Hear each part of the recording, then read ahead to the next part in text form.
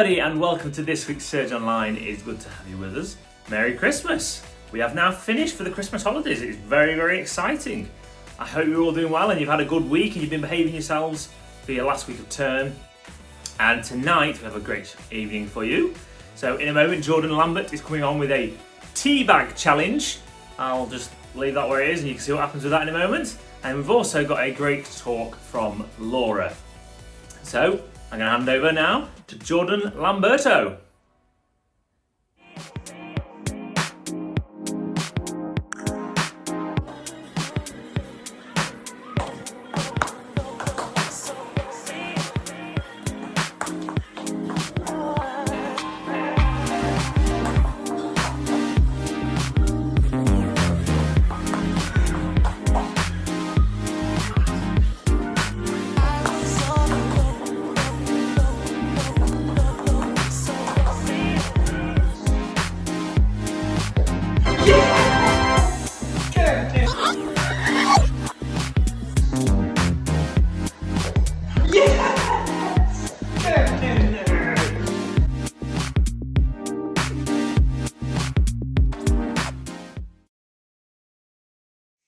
Hello everybody, hope you're doing really well and are getting a little bit excited for Christmas is nearly here.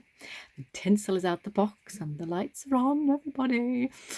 We may be able to see some more people, maybe. Anyway, today I wanted to talk to you about a subject that is a little bit odd, so you may think I've completely lost the plot. I can assure you have not yet.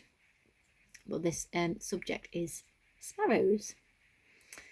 And really the reason I wanted to talk to you about this, or the reason that it started me thinking about it, was one morning this week I woke up with a song in my mind, and often God seems to talk to me through songs. Sometimes I'll go throughout the day and then I'll realise this song has been going round and round in my mind, and it can be a really random song I've not heard for years, but anyway, just shows you that God really loves to communicate with us in any way, creative ways. The song that it was the lyrics went a little bit like this. Your eye is on the sparrow and I know you watch over me. Sounds a bit odd if you don't understand the background, but sparrows are talked about a lot in the Bible. In fact, I googled it, and the word for sparrow or small bird is tzipor, and it is mentioned more than 40 times in the Old Testament and at least twice in the New. Now, sparrows in biblical times, people viewed them. They really didn't have much worth. They were not very valuable basically at all. They were even beneath consideration and actually a little bit annoying. Poor sparrows.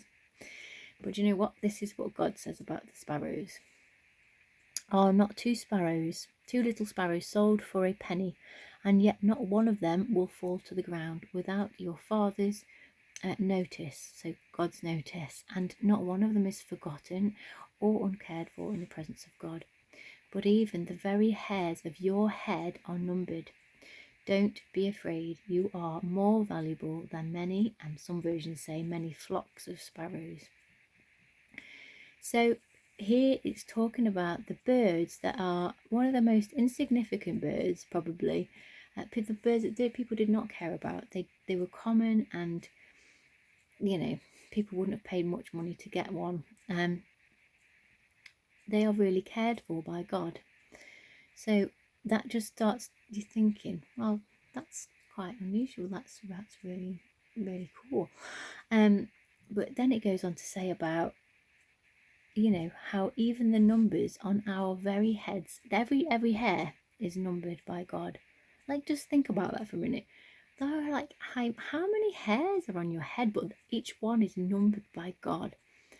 And it just shows the intricate detail with which he's worried in a good way, like concerned and cares about you and your life.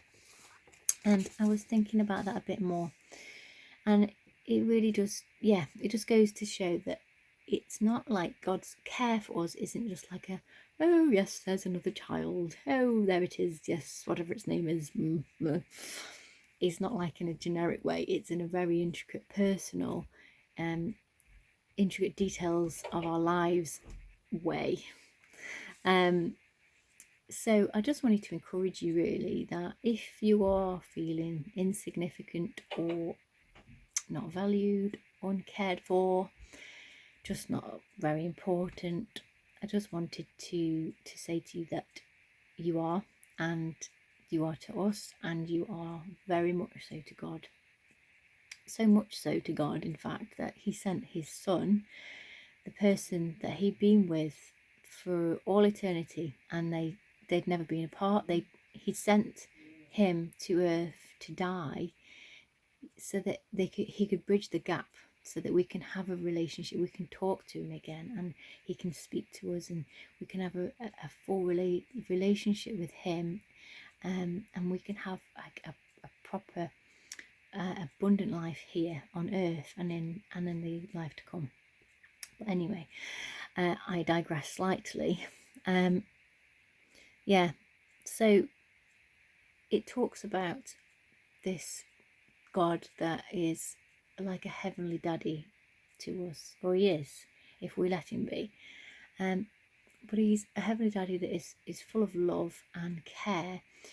And then I was thinking about it, and it says later in the Bible about you can cast all of your cares, so your anxieties and your worries, on him, knowing that he cares. And now we know the level of care that he has in an intimate, detailed way.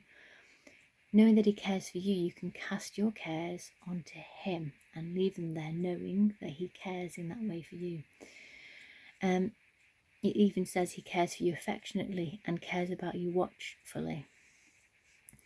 So when we give those cares over to him, we can also rest in assurance that he's going to provide, and provide everything that we need.